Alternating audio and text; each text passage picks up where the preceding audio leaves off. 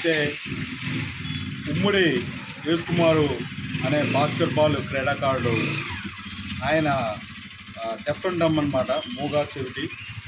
ఆయన బాస్కెట్బాల్లో తన ప్రావీణ్యతని చూపించి మన పిఠాపురం తరపున ఆంధ్ర మొత్తం మీద ఒకే ఒక వ్యక్తిగా సెలెక్ట్ అవ్వడం ఇండియా టీంకి. ఈ టీం అంతా కూడా ఆస్ట్రేలియా మెల్బోర్న్లో జరుగుతున్న టోర్నమెంట్కి వెళ్ళడం. అయితే ఆయన పరిస్థితులు, ఆయన పేదరికం వల్ల కొంచెం ఇబ్బందులు పడడం. అయితే వాళ్ళ తల్లి చాలా గట్టిగా, లేదు మా కొడుకుని తీసుకెళ్తే మనం కప్పు తీసుకొచ్చే విధంగా ఉంటుందని చెప్పేసి వాళ్ళ చాలా మంది దగ్గరికి వెళ్ళడం. నిన్న మర్రెడ్డి శ్రీనివాస్ గారు కలెక్టర్ గారు ఫోన్ చేసి ఇది వెంటనే ప్రాసెస్ చేయమని చెప్పడం. అదేవిధంగా ఉదయ శ్రీనివాస్ గారు కూడా ఆయన చెప్పడం జరిగింది. మన హరిప్రసాద్ గారు కూడా కొంచెం చూడండి అని చెప్పేసి మా అందరికీ చెప్పడం, మా బాధ్యత తీసుకుని ఒకసారి కలెక్టర్ గారి దృష్టికి తీసుకెళ్ళడం.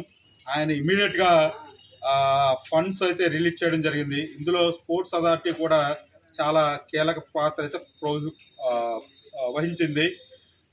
అయితే అదే కాకుండా మా బొజ్జా లావరాజు గారు కానీ, మన కుత్తుం మధు గారు కానీ, మన సూరబ్ సురేష్ గారు కానీ, ఇలా కొంతమంది తన ఆర్థిక సహాయం అందించి మరింతగా ప్రోత్సహించి మా పిఠాపురం తాలూకా వ్యక్తి ఇంటర్నేషనల్ ప్లాట్ఫామ్ మీద ఆడాలని, ఆ కప్పుని నెగ్గే విధంలో అతను కూడా ఒక ప్రముఖ పాత్ర వహించాలని చెప్పేసి మేమందరం కోరుకున్నాము.